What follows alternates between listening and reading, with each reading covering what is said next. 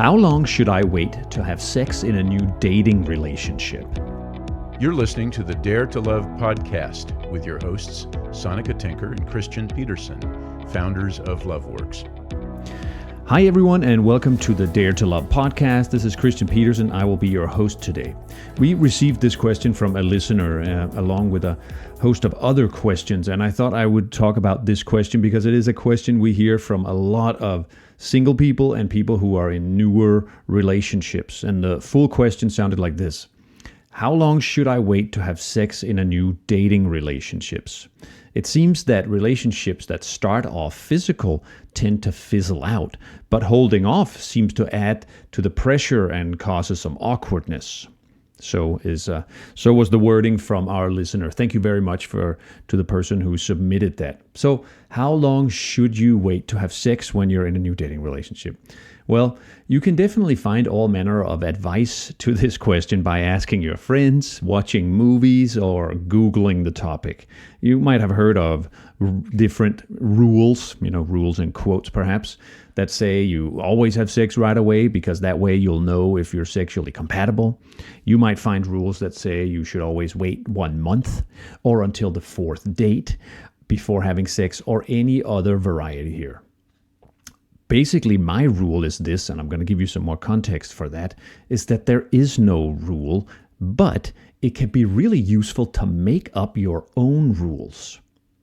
And I want to say this is definitely a question that causes not just awkwardness, but some serious grief and insecurity for single people in the dating process. We talk to a lot of singles for whom that's really kind of messing with their peace of mind to figure out this question and to have a good response to it. And often when out dating, you might feel pressured to jump into having sex because you're afraid that the other person won't care about you if you don't, won't want to see you again if you don't, or because you think it's expected of you. And there's a lot of confusion about it. So it's a really well-timed question, and I'm excited to add a little context about it. Now, I'm not aware of any scientific data that gives any meaningful or scientific background to this question. Although when looking around, I did find an article that's written by Justin Lehmiller, PhD, that I found in Men's Health magazine. And Justin Lehmiller talks about a study that was published in the Journal of Sex Research. And in this study, they interviewed about 11,000 unmarried adults, but who were in serious or steady relationships. The researchers wanted to see if there was any correlation between how satisfied they were with their current relationship and how soon they had started having sex after meeting. And whether the people interviewed had started having sex within 1 week, 2 weeks, or even before the first date, it did not make any meaningful difference for their relationship satisfaction. And on a curious note, in this article, I did not see an option for people who had waited a month or more when they get into relationships, and as if that wasn't an option, but in my mind, that is absolutely an option. So the article basically concludes that there is no hard and fast rule, and you should do whatever works for you. And I concur with that viewpoint. I think there is no rule. That being said, it can be really useful to make up your own rules. The biggest issue with this question is just how much anxiety it can create for the person who's wondering about it. If you're the one out dating, how much it can rattle around in your mind what you should do about this. And I personally can relate to that feeling very much. You just started dating someone, or at least fairly recently, and it's just swirling in your head when the right time is to suggest sex, to initiate sex, or when to say yes or no to advances for sex. Like, the questions themselves actually produce anxiety and insecurity, which then again impacts how you show up in the relationship.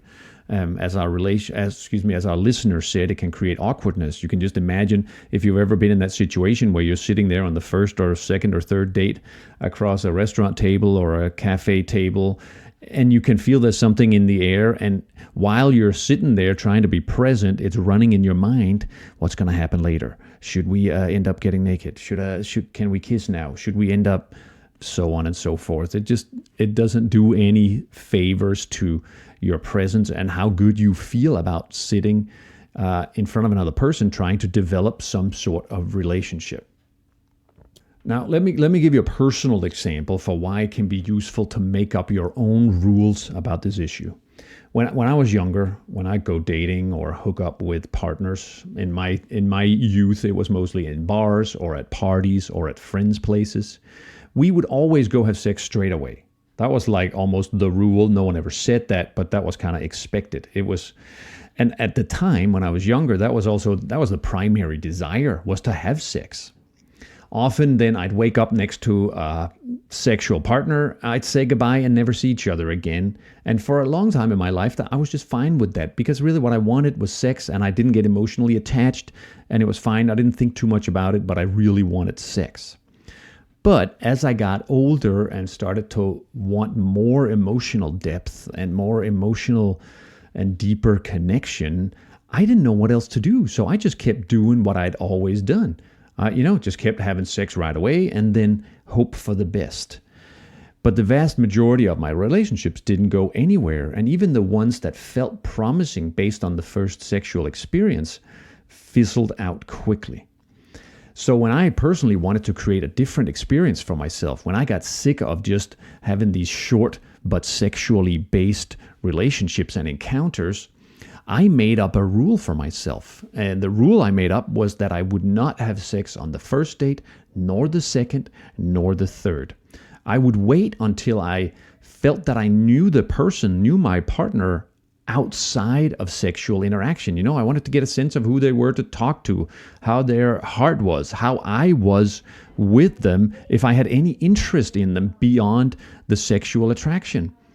And it was a real eye-opener for me.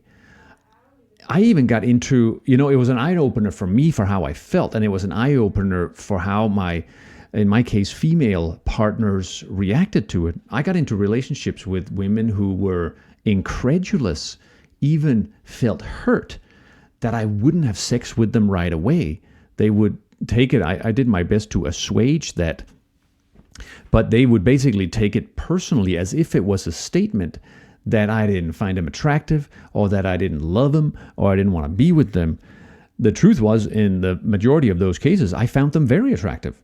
And would have totally had sex with them. But I just went with my own rule, simply to make an experiment and to see if something would be different in the relationships that followed if we didn't have sex right away.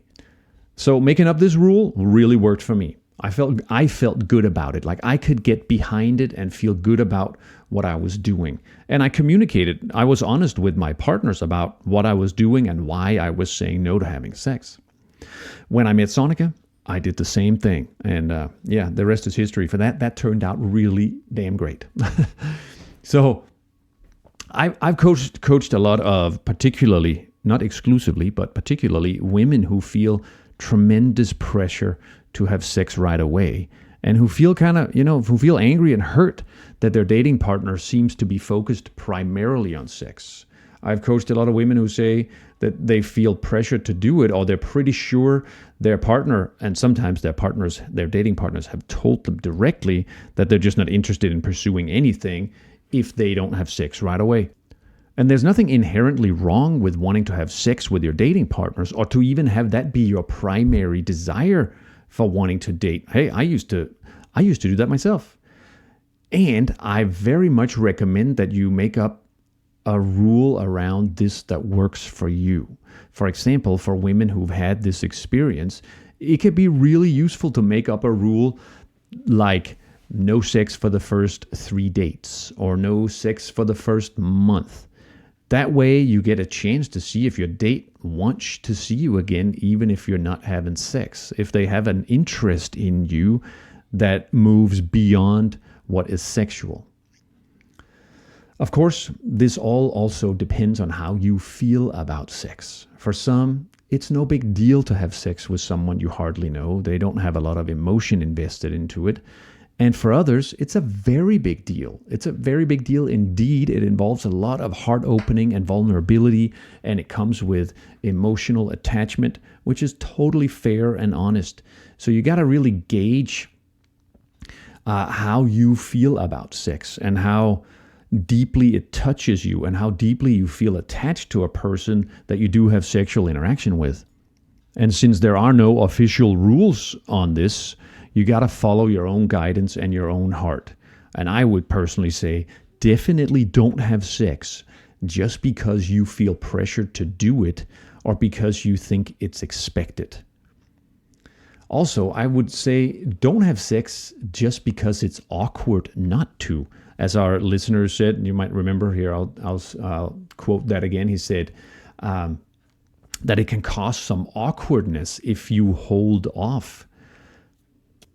I would even suggest that the awkwardness you feel could actually be used as part of the excitement or the arousal of a new relationship. It's kind of, you could consider it as part of foreplay, of getting aroused, but without the full release, until such a time that you might decide and choose deliberately to have sex. So the awkwardness, you could see that as just excitement and arousal building. If you let it build for a while, it could turn out to be really, really great when you finally consummate it, if you choose to do so. And the part of our listeners' question that relationships that start off physically seem to fizzle out is kind of another matter altogether that has to do with how you keep your sex life sizzling over time. And this is not just relevant for people who are in new dating relationships. This is just as relevant for those of you who have been married for 5 years, 10 years, 20 years, 30 years. How do you keep your sexual attraction and your sexual energy and your sexual interactions alive? And there are many ways to accomplish that. I shared on a recent podcast how we did our sex workshop this spring, and it always happens every single time at our sex workshops. We have couples in this case. We have both couples and singles participate, but I'm sharing the example for couples who won't have had sex for years, 5-10 years before they come to the workshop. And by Saturday night, they go back to their hotel rooms or back to their homes and have wonderful sexual lovemaking interactions. It never fails.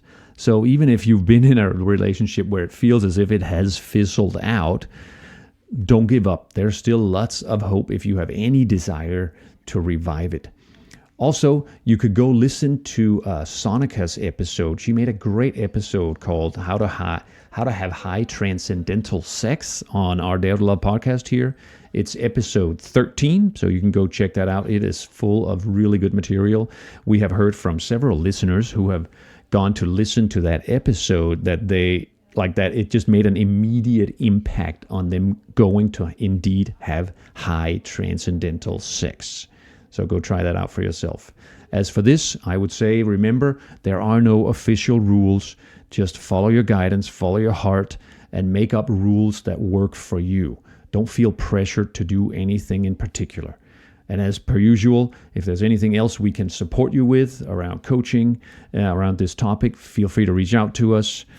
Thank you very much for joining us on this podcast, joining me on this podcast. Appreciate your attention, and we'll look forward to seeing you on the next episode. You've been listening to the Dare to Love podcast with your host, Sonica Tinker and Christian Peterson, founders of LoveWorks. If you found this valuable, please hit the share button and share with your friends on Facebook, Twitter, Instagram, or your other favorite hangouts. You can find more about Sonica and Christian's work at loveworksforyou.com.